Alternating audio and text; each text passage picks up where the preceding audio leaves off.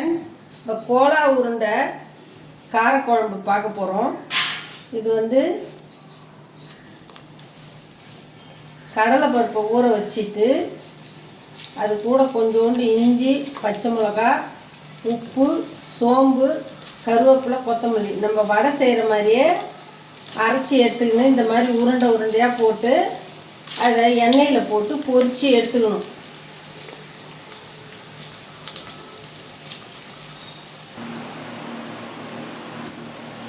பாருங்க, நல்லெண்ணெய் காஞ்சிடுச்சு. நம்ம எப்பயும் காரக்குழம்பு வைக்கிற மாதிரி கொஞ்சம் கடுகு, வெந்தயம், ஜீரகம்,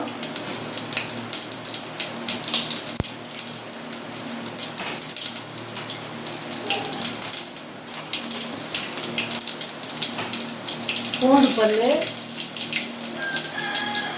கறிவேப்பிலை, வெங்காயம் இதெல்லாம் வதக்கி எடுத்துக்கணும்.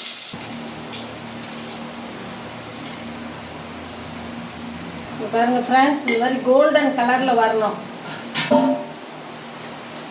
இப்போ வந்து வெங்காயம் வதங்கிட்டு கொஞ்சம் புளி தண்ணி, அதுலேயே கொஞ்சம் மிளகாத்தூள், உப்பு, தக்காளி எல்லாத்தையும் கரைச்சி ஊற்றிக்கணும். அவ்வளோதான்.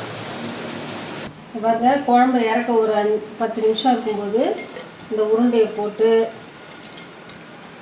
ஒரு அரை மணி நேரம் போட்டு சாப்பிடணும். அப்போ தான் நல்லா ஊறி இருக்கும், டேஸ்ட்டாக இருக்கும். இதை போல் குழந்தைங்களுக்கு செஞ்சு கொடுத்தீங்கன்னா திரும்ப இதே போல் செய்ய சொல்லுவாங்க.